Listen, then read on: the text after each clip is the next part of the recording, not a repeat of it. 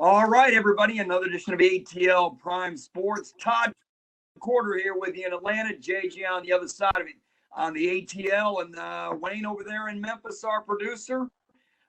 Guys, heck of a weekend in sports with March Madness. We've got a heck of a show coming up.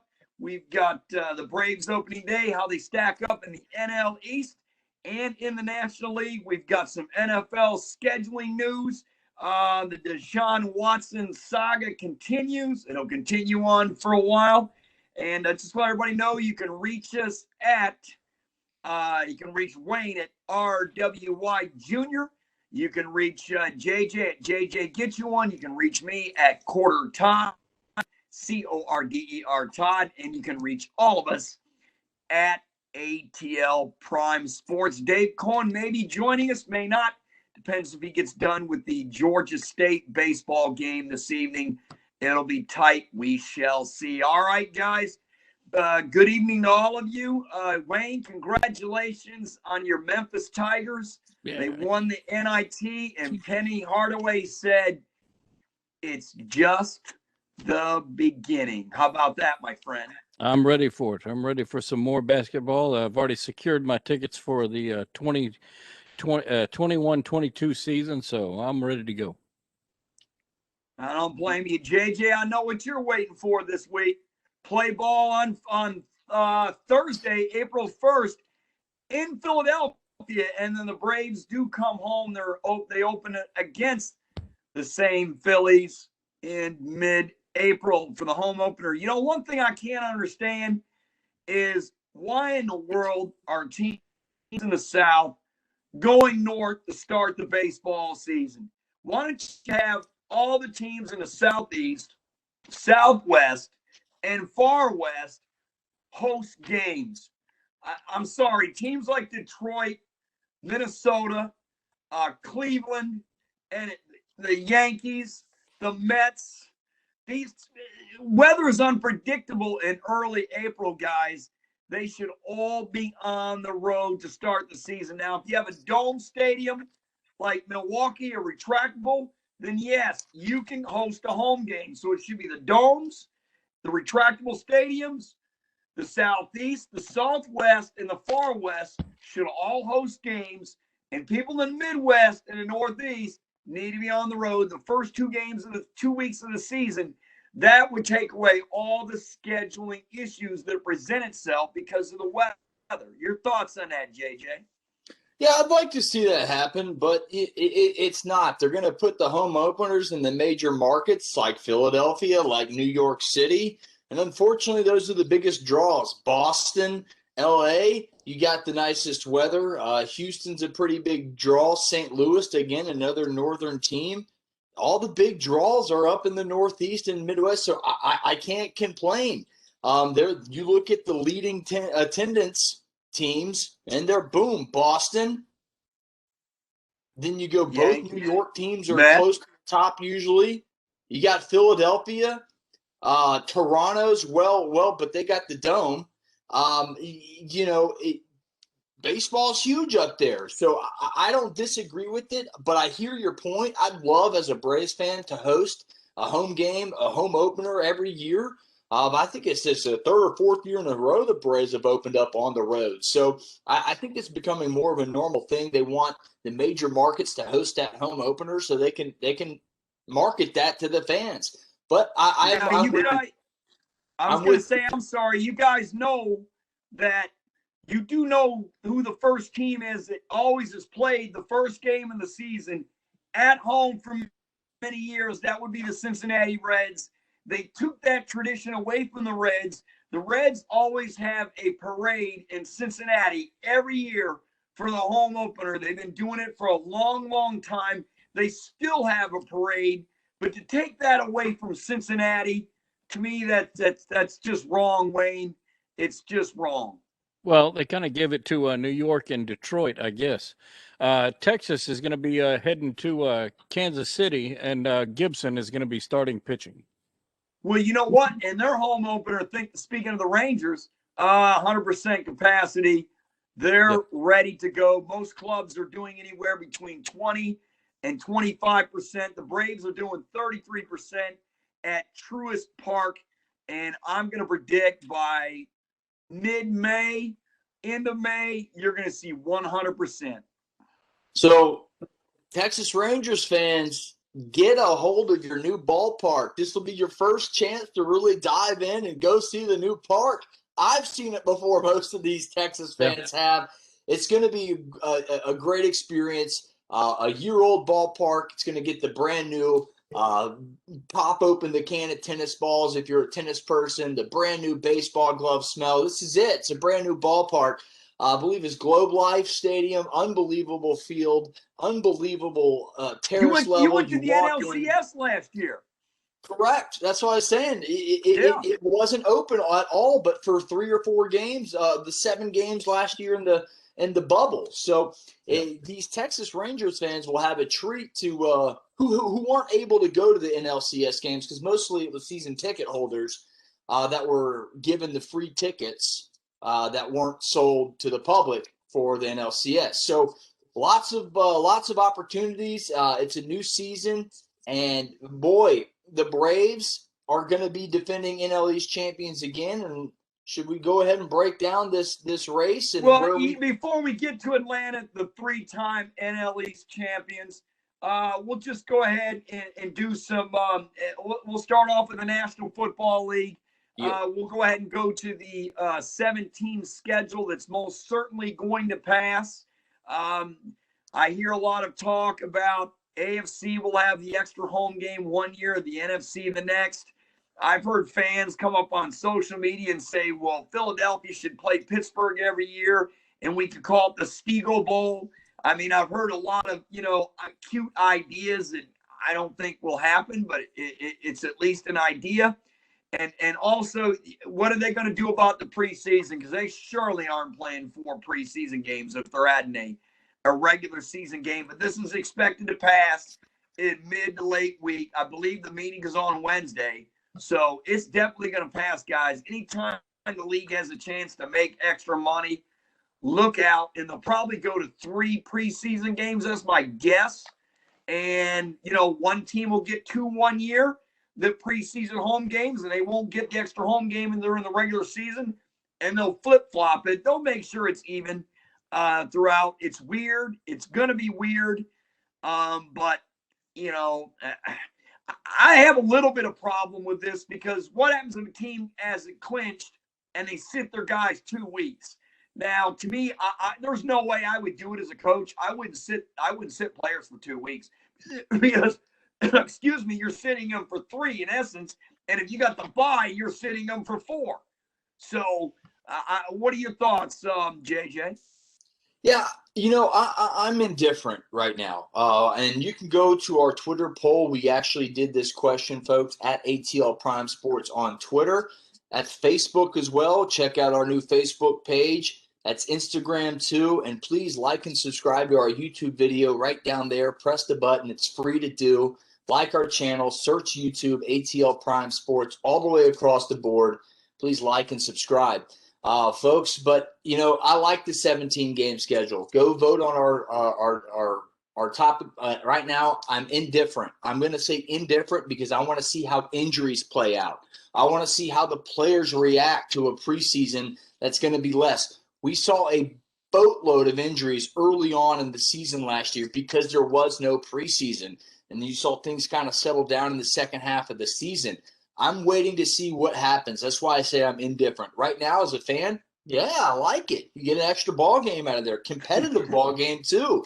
But as a football player and former player, I'm going, okay, let's go safety protocols. Let's go, what do I get with this? You do get more money. Will there be more money in the future? Those are all questions that make it indifferent. But overall, I think it will be a success. The NFL is the most successful entity in the United States of America in terms of professional sports. And I think it will go in their favor. TC, you mentioned it. You're going to flip-flop preseason and that extra home game in the regular season, and that'll get things pretty even. So right now, I really am kind of indifferent completely, but I'm leaning more towards I like it. Wayne, what are your thoughts? Show me the money. Show me the money. Well, actually, I voted indifferent as well, but there's two things that I would like to say, the NFL, I think, should do. As far as preseason, if they do limit it to 3 games, I really think they ought to do all the preseason games at neutral sites, whether it be at stadiums that do have an NFL team or go to stadiums that don't have an NFL team, like the Cotton Bowl, the Liberty Bowl here in Memphis, places like that. You can play your preseason games and not worry about home or away, and then start the regular season the way it starts. As far as the extra games, I'm indifferent because I would really prefer that they keep their political agendas to themselves and just play some ball. Because the last thing I want to think about when I'm watching any sports is political stuff. I'm looking to get away from that while I watch sports. Amen. I would say most fans would agree with that, but anyhow, I'm for the extra game if they knock off the preseason. I'm for more football as long as they can do it. And 4 preseason games is way too many. They didn't even have the practices last year were affected because of COVID also. So as I expected to pass, I don't expect any neutral site preseason games unless you do the first one of the year. There in for the Hall of Fame game in Canton. That is the only neutral site preseason game you're going to get. All right, let's go on to the Deshaun Watson saga. We had Amy Dash on Blog Talk Radio Friday. We're on Blog Talk Radio live every Friday at 1 p.m. You can call 1-347-205-9631. And you can also do www.blogtalkradio.com. And we're looking to get another guest on each and every Friday like we do. But yes, we'll go ahead and continue this talk with the Deshaun Watson saga. Like I said, we had Amy Dash on at WFAN in New York, a legal analyst for Fox Sports and also for CBS Sports Radio. So, guys, here we are with the Deshaun Watson saga. JJ, how many more issues is Deshaun having now? It's up to 19, correct?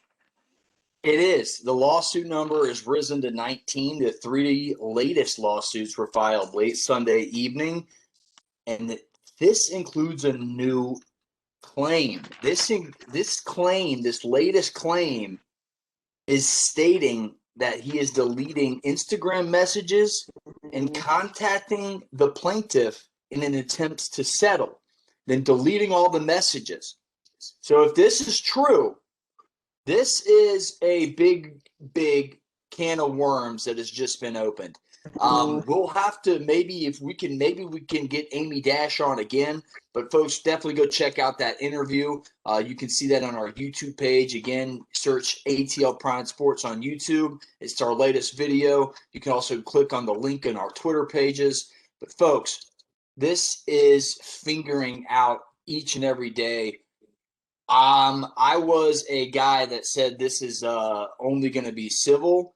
Well, if this evidence presents itself as anything that's more than circumstantial, I'm telling you, this could be a stone that unturns a big a big turn in this case. We will see. But right now, again, it's innocent until proven guilty.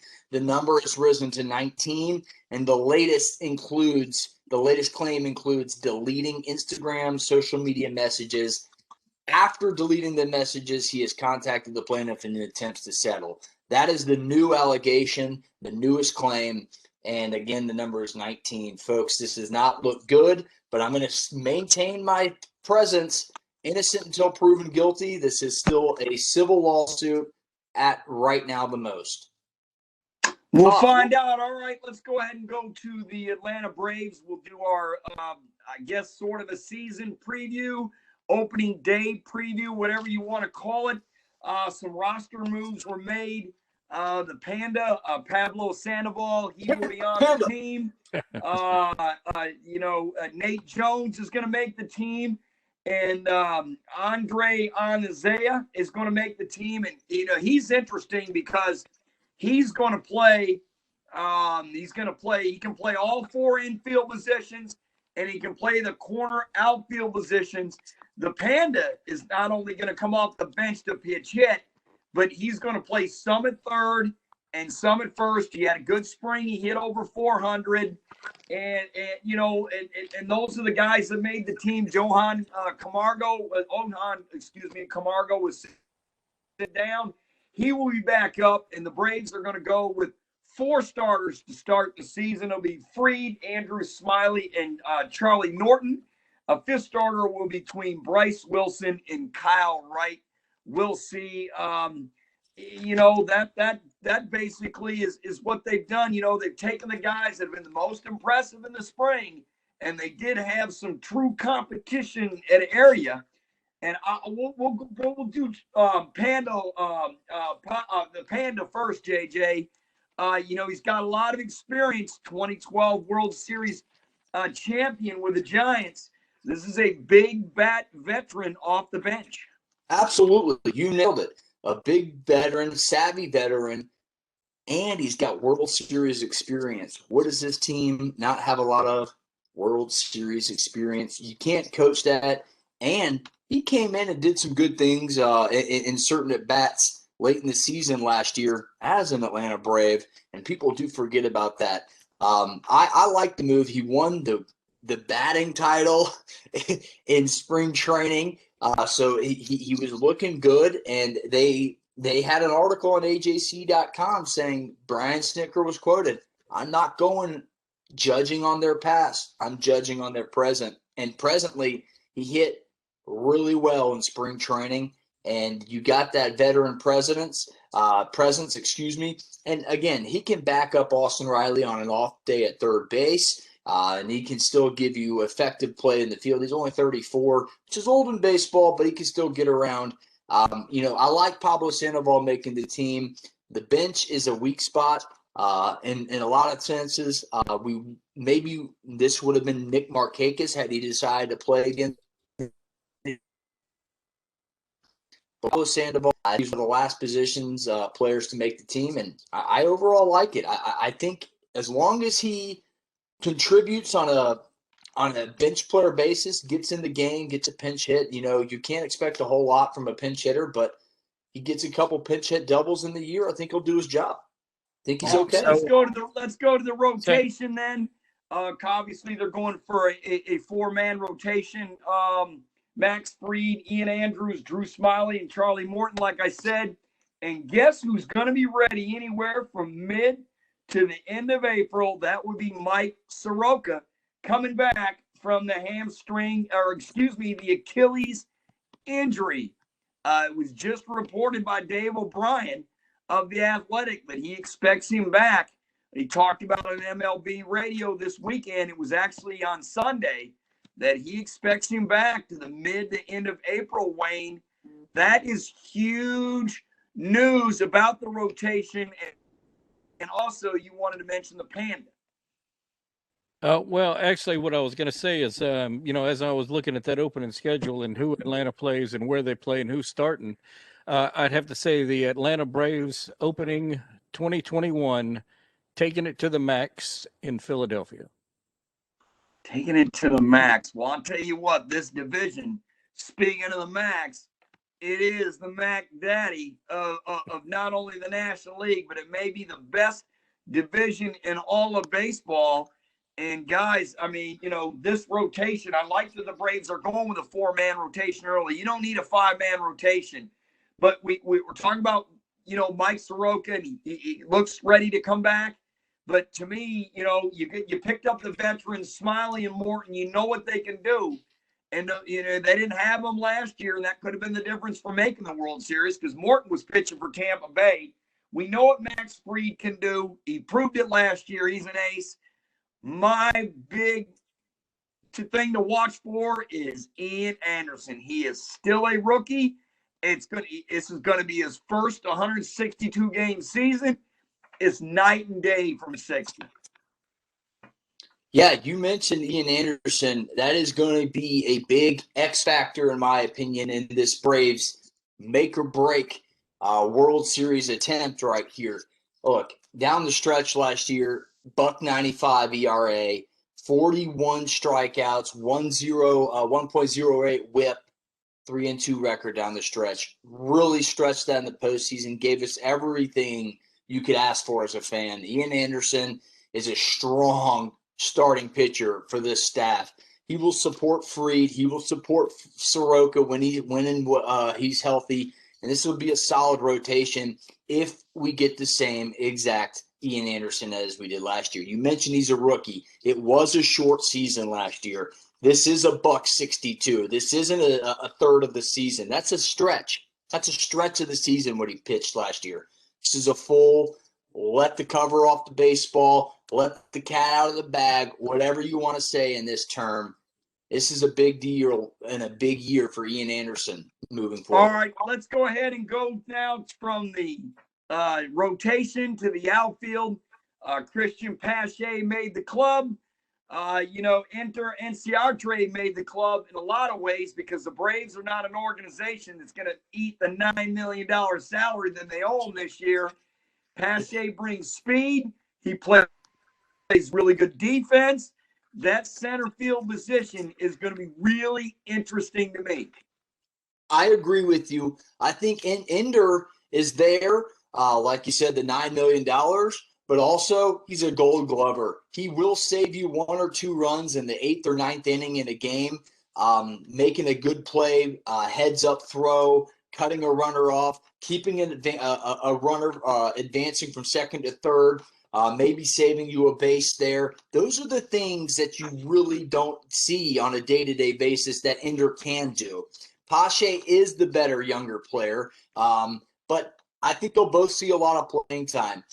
Pache is got it all, and he's got the arm, he's got the bat. Can he put it all together in a 162 season? I think that's why Ender made the team still there. Hey, I'm a veteran. Listen here, Christian. I can get you through this. I think together they'll platoon a great center field for the Atlanta Braves. Well, we know about the lineup. We know Marcell Ozuna was signed to protect Freddie Freeman. And, Freddie Freeman struggled this season. They expect to sign him to a long-term deal.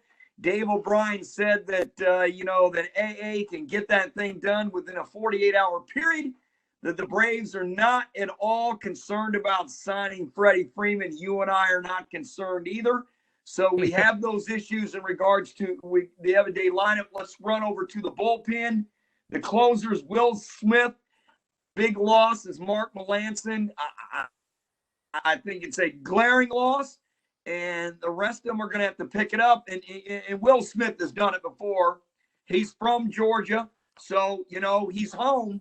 This is going to be his baby to close. Absolutely. Will Smith is another key player in this organization. I gave you Ian Anderson as my X factor.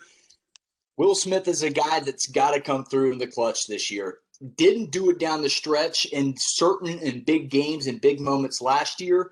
Remember, he got started late. I believe he had COVID, if I'm not mistaken, which prevented him from joining the team earlier.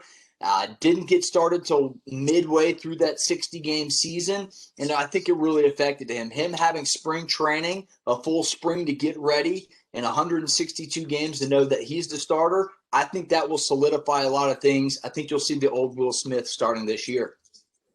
Yeah, how is Atlanta? I'm sorry, Wayne, go ahead. I apologize.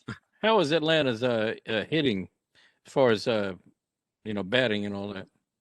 Well, we just mentioned it. They signed Ozuna. They got Freddie Freeman. The lineup's going to score runs. Acuna's only going to get better. Ozzie Albies is only going to get better. I'd like to see Ozzie lead off and Acuna hit third, but look, I'm not the manager. I don't make up the lineup. Brian Snicker has done a fantastic job. The day he took over, for Freddie Gonzalez, he changed the culture in the clubhouse. Old school as it can get, 40-plus years in the Braves organization. I don't question anything Brian Snicker has done. A lot of fans give him a hard time, but I tell you what, he's got one hell of a record, and he's done one hell of a job with his team. And however he makes the batting order, I'm going to accept it. I just love having speed at the top of the order. But, he's going to put Acuna up there. He's got speed. Maybe Ozzie is the 2-hole, but he likes to bat him towards the bottom of the order. So it's an interesting dynamic. with that lineup, JJ. I still think they're going to play with it here and there. Yeah, I think you're right. Acuna could be a cleanup hitter. He could be a 3-hitter. But I think he's best suited in this Ricky Anderson leadoff. As the leadoff hitter. I do. And he's proved it. He's been in the 4 spot. He's been in the 3 spot. He's been in the 5 spot. He's been in the 7 spot in his rookie season. Didn't work out. You put him in that 1 hole, I'm telling you, he's on base. He's on second. He's going to third on a sac fly, and that's why he's there. That's exactly why he's there. So if he can hold down the top of that order and Pache can come in and do some incredible things that you saw in AAA and with the Gwinnett Braves, that is a player that can really change this lineup. Because remember, there is no DH this year. You are going to see Charlie, who hasn't swung a bat in a long time, hit. You are going to see Josh Tomlin if he gets a start. You're going to see Newcomb or AJ. Any of these guys have to pick up a bat if they start. And that's going to be the biggest thing in this 162-game series, because we saw what had happened last year with Ozuna. There wasn't a weak spot in that lineup. But you get to 8 and 9, that's where you have a little hole. But I think, again, maybe that's why they're going to put Ozzie down at 8. But, what's interesting is Ozuna's got to play the field. You're going to see, if they're ahead by a run or two in the 8th and 9th and the 9th inning, you're going to see Ozuna on the bench, and you're going to see Inciarte and Pache out in that field for defense. That is a comforting thought as long as they can keep the lead in the pen. Now, going from, talking about the Braves, let's compare them to their counterparts in the rest of the National League. They listed the top 10 rotations in Major League Baseball. 5 of the first 6 are in the National League, excluding the Yankees, who are at 3. Dodgers are 1. Padres are 2. I said the Yanks are 3. 4 the Nationals, 5 the Mets, and 6 the Braves. That tells me this division is going to be a dogfight, and 90 games could win it because they're going to beat the hell out of one another. And I am intrigued not only by the 3 teams I listed in the NL East with a rotation, but I'm intrigued by the Phillies' top 3, and I'm intrigued about the young Marlins because they were in the Final 4 last year in the NL. This division, JJ, is going to be dynamite, and it's going to come down to who can pitch. The starting pitchers, the starting 5, 60 feet, 6 inches is going to decide this baby. Yeah, you mentioned it. You're talking about guys like Alcantara, who really came off last year. Big guys, young, 25 years old, 6'4", throws it hard. You're talking about guys like Curtis. You're talking about guys, and this is the Miami Marlins guys. The Guzman, Hernandez, unbelievably young, unbelievably talented arms. You mentioned it. I'm glad you mentioned Miami. Don't sleep on the Marlins, folks. But the Braves have a great rotation. You mentioned it. They're top 6, top 7 in the league, depending on who you look at, which website you're going on. And Soroka, healthy, adds to that. Smiley, Morton, if they bring what they have in the past, you're talking about a thing that could fluctuate in the top 2 or top 3. You get a Max Fried that competed last year at the top of his game. If he brings that back, you're talking about the potential to have a top 4 or 5 roster in the Major League Baseball, and that is huge. But again, I'm glad you mentioned the Marlins. Those guys are talented. This whole entire division is going to be won and lost on the mound, 60 feet, 6 inches. It's going to be all about the battery. The starting pitchers and the catchers, are they on the same page the whole season? And let's take a look at, the Nationals. They rank them as the best rotation in this division. In my experience with Scherzer, Patrick Corbin, Steven Strasburg, John Lester, right now on paper, they probably are the top team in this division. And the Mets, we all know about DeGrom. He may be the best pitcher in the major leagues. Carlos Carrasco is going to be out 6 weeks with a hamstring. You got Marcus Stroman. Syndergaard's working his way back from Tommy John. So, there are question marks with the Mets. but the potential is there. And then if the Braves, they get out of the division, oh my goodness.